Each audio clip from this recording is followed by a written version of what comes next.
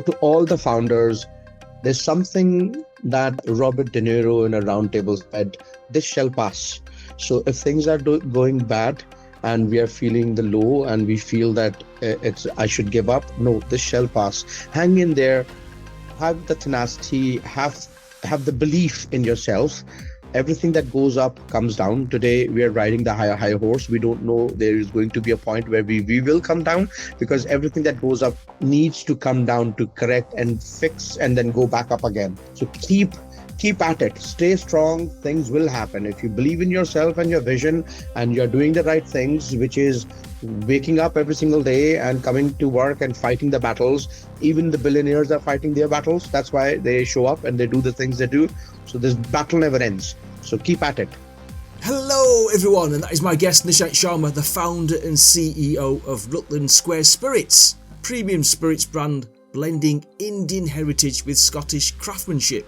In this episode, talks about how he built Rutland Square Spirits against the odds, gives great advice on building a global spirits brand, talks about operating in highly regulated markets, talks about why ignorance is bliss, his management style, raising investment, nearly going bankrupt, how to drink it, ice or no ice, having a heart attack at 35, shares great advice for first-time founders, and finally, if India plays Scotland at cricket, who is he supporting, and much more. So please enjoy the show. Thank you.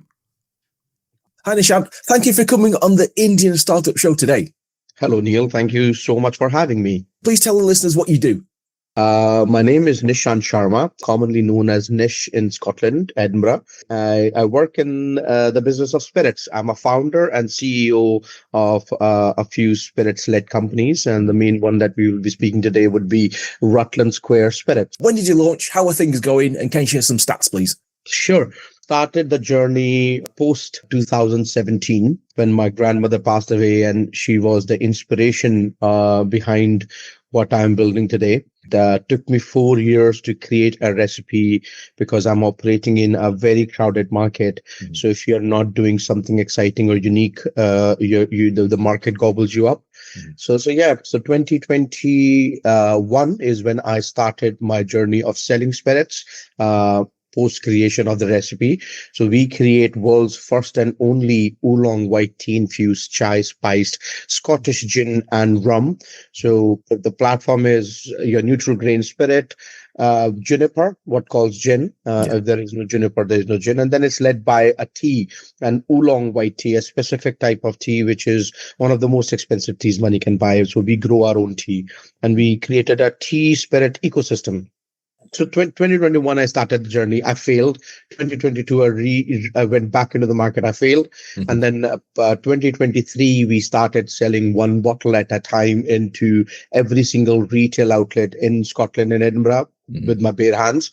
And currently we are selling in Master of Malls, Whisky Exchange, Champers in London. We are in we have Pan UK distribution. We are selling in Pan GCC, Qatar, Doha, Bahrain, Abu Dhabi, etc., etc. We are coming into Dubai via MMI by May this year. We are in 13 airports in India. Mumbai and Delhi are the key ones. We have been sold out 4 times on our gin and rum impressions in past 6 months. And we are also now will be available from March in 660 outlets in LCBO in Canada. Amazing. What do you think of that? That sounds amazing. It hasn't sunk in yet. It sounds very exciting from where I stand, where I started, but it's an ongoing journey. I don't get excited about momentum because these are putting product on the shelf. Profitability happens after a few repeat orders. Until then, it's about putting your product, getting the shelf space, getting the product out, people trying, testing and repeating, and then the journey continues. And what a great journey so far. Let's go back to the start then. What was your initial desire to do this? Why specific spirits? let me take you to the inception story. That would be, it will give some context on why I started doing this. So I started my journey. I migrated to Scotland in 2007. I started my journey as a waiter, a dishwasher, a cleaner in restaurants, Indian restaurants. I was working in a small city called Glasgow, which is only 40 minutes from Edinburgh, and did that for a good 4 years. Then I started my journey in call centers and slowly scaled myself. I don't know how, but ended up working in projects with banks like BlackRock, HSBC, etc., etc. Had a very fruitful career until 2017 December, when my grandmother passed away. And I went to India and realized that life is going to come to an end. They are going to cremate, bury, or do whatever they do post-death. And life has no meaning unless we want to make one. And in that process, I spent 15 days with my grandfather, who gave me some insight on who we are, where we come from. We are Punjabis, come from a small city called Amritsar. And then how did we end up in a small city called Dibrugarh in Assam, which is the extreme ends, northwest to northeast. And then that's where the journey started, and I learned about my family, my history, my legacy. And great-grandfather started the alcohol business. And that was the reason why I'm in alcohol today. Awesome stuff. I must ask you, what were your first impressions of Scotland then when you first arrived? Cold, rainy, but very kind people. I have lived in Scotland for so many years now.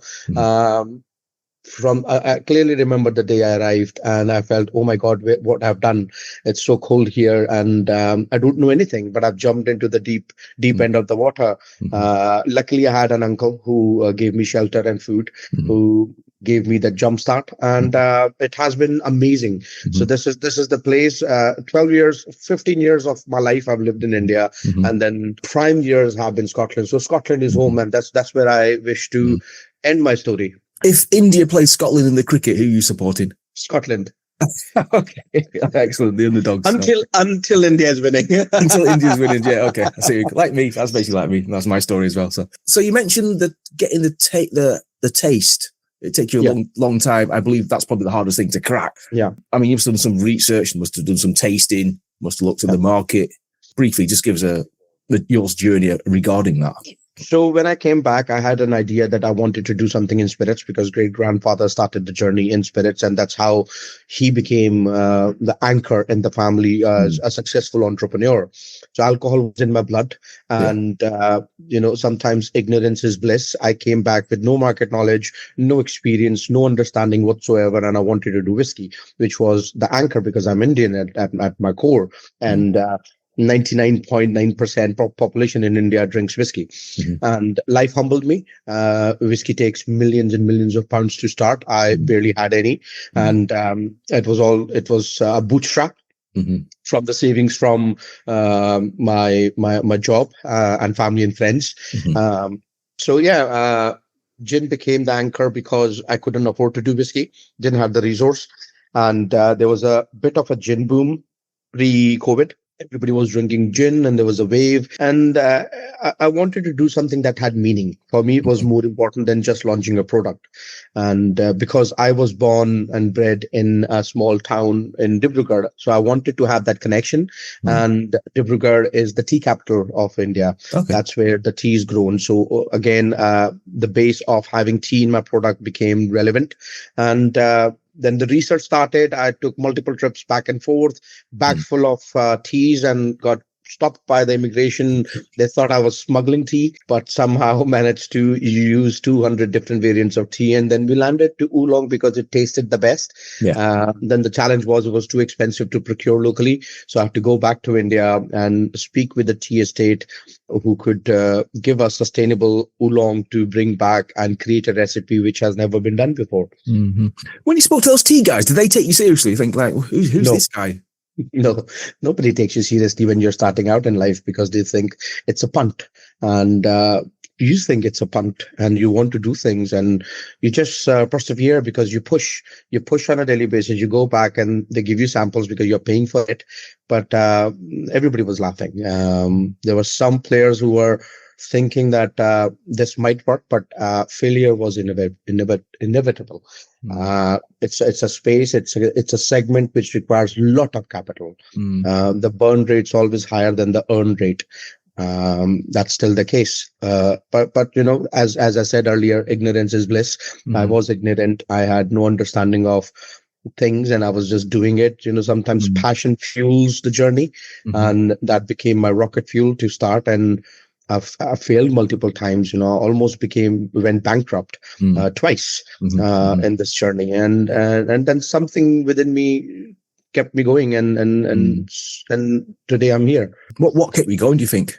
I think it was the fire from the grandmother's funeral, and also a commitment I made to myself that this is where I want to die in the industry. What happens in entrepreneurship is people start something, and once they fail a few times, they give up.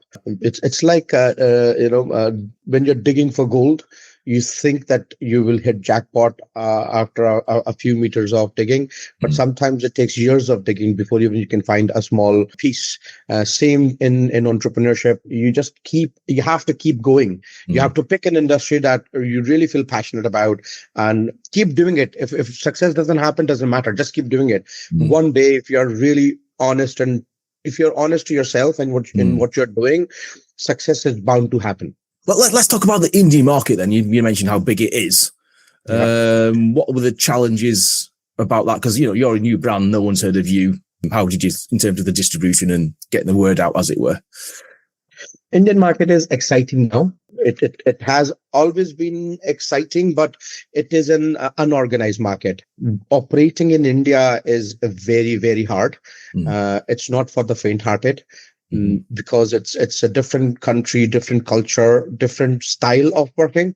Where in the West, it's very simple. You go if you need something, if you need council support, you apply for your permissions, you get your permissions, and you crack on with your work. Where in India, there are layers and layers of bureaucracy and people, and everybody's looking at their interests. So you have to be very, very strategic. So it took us 2 years to crack India. And then we are quite not there yet. It's so big. It's a 145.5 billion market in spirits. Which is small compared to the US, but it's an aspirational market where people are finding meaning. Their disposable income is increasing. People are slowly moving from poverty to middle class to upper middle class, and so on and so on. So people want to splurge. They want to connect with products that has meaning. That has story. That is something they can show on Instagram. They can flaunt to their family and friends, and also taste good. So this is where we are creating that edge. There are thousands of gins on the table, mostly London dry gin or gin with their local quirk. As an international brand with an Indian connection, we are ahead of the curve because there is no product on the shelf at the moment that creates that bridge. It's almost an NRI story, like people like yourself and myself. You are born and bred in the UK, but I migrated to the UK. Something keeps us connected to the hometown. Live in the UK is home, and that's what our priorities are. But, we keep going back, looking for something, the family, the friends, the connection. So Rutland Square is a bridge that keeps people like us, and also gives an opportunity to other people who don't understand who we are and what we do, a quick look into our lives. Why do we go back? What kind of foods we like? And then that the spirit pays homage to the life I lived in India and then the life I'm living in the UK. Good stuff. Yeah, I don't want to be too stereotypical, but the standard of Indian whiskey, sort of distractors. I mean, so the market is split in three. Okay. So where are the people who want to drink and want to drink on a regular basis, but because of the limited resource, they can only procure country liqueur. Now, their aspirations are Scotch, but then they buy Indian blended Scotch. That creates the biggest market space for Indian distilleries in India buying Scotch in bulk and mixing it in their blend and selling it as Indian blended Scotch. It falls under the category of IMFL, Indian Manufactured Foreign Liqueur, which is not 100% product of Scotland or UK, made in Scotland. It's a fragment of a hybrid product. And then we have the middle class and the aspirational market. So it's almost like buying your first car, then moving on to the Audi or the Mercedes that you want, and then buying the topmost model that you've always aspired for. Same with Scotch. You start with a country liqueur, and once your income increases, you go to blended spirits such as Johnny Walkers and Chivalry Girls, and then you grow in life, and then you go to single malts such as Glenfiddich and all the Glens that's available, and then you make a little more money, and now you want to splurge and you buy craft, where we sit in. Craft is more bespoke, boutique, handcrafted, small process. Every single layer of the product is monitored, and we are creating something in not as bulk as the bigger players, but adding more meaning to the product. So we are cleaner, we are not cheap, but we are accessible. But we also come with a story and a narrative that people want to connect with. Yeah, give us some recipes then. Let's talk whiskey. Do you have it with ice or without ice? Any cocktail recipes? So anything we should be trying? Every spirit is different. Whiskey, I 100% recommend not mixing it with anything like the masses drink in India or other parts of the world. If it's a blended whiskey, you can drink however you like. My recommendation, and this is purely my personal choice I'm sharing, is a good single malt should be sipped without mixing it with water or anything. Unless you want to, again, it's a personal choice, because then the craftsman, the master distiller and the people at the distillery have put in so much time and effort. The whiskey is not called whiskey until it's matured for 3 years and 1 day. And you pour water and you just drink it. You're literally diluting water, those mixtures you get from Ribenas.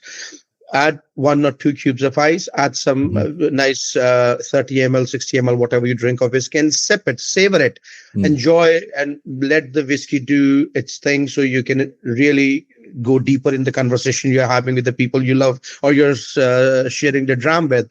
With gin and rum, I recommend, again, our rum is a sipping rum. You can sip our gin and rum over ice, but I recommend our rum with the ginger beer, because ginger beer really adds that oomph to the rum that we make.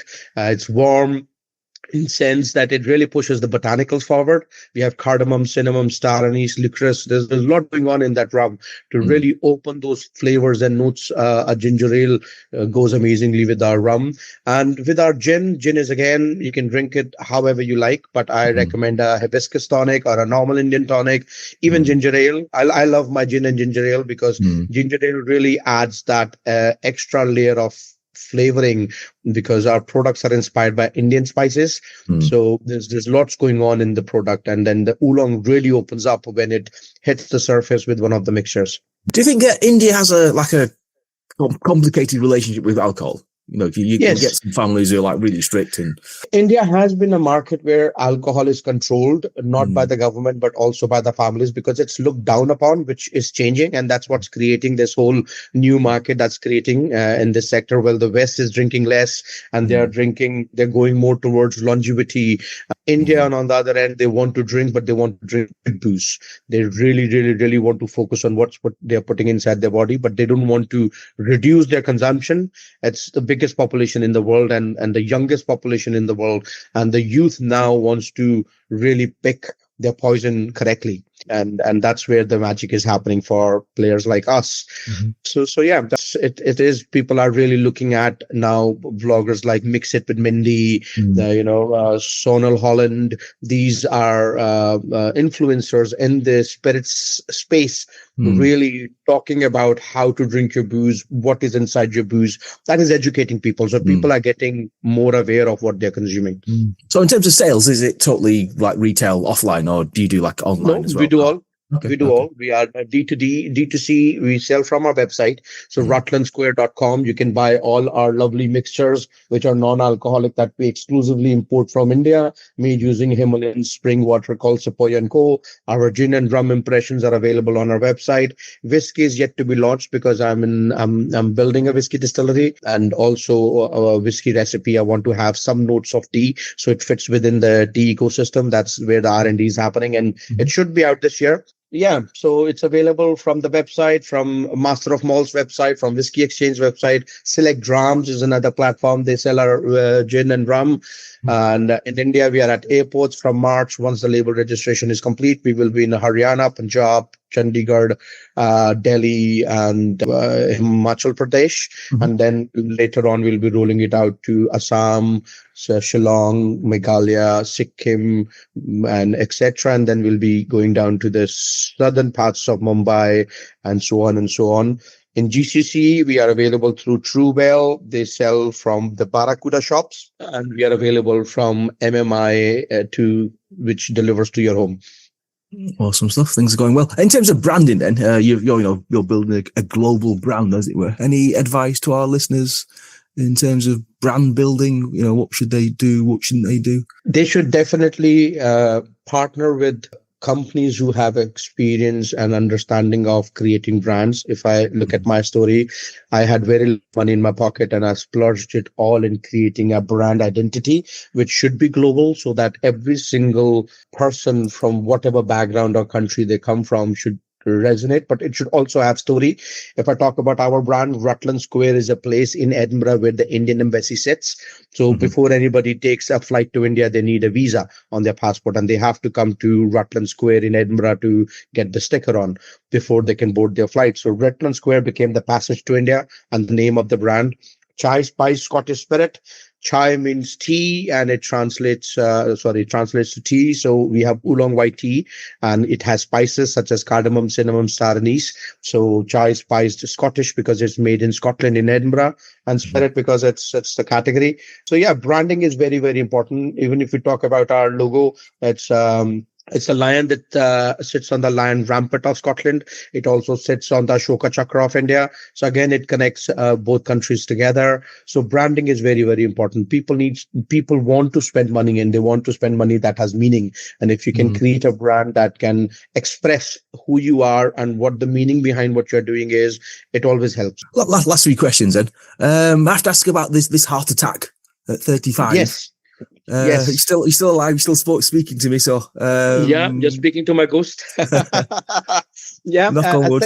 I blame the COVID vaccination, which started creating blood clots in my body, which got stuck in one of my arteries. Wow. And also the stress of the business. Again, as I said, the period when I had heart attack 4 years ago, I was really struggling and pushing myself to my limits with obesity. I was 140 kilos in weight. I was picking up cases of gin without knowing how much I need, where I need, how I need.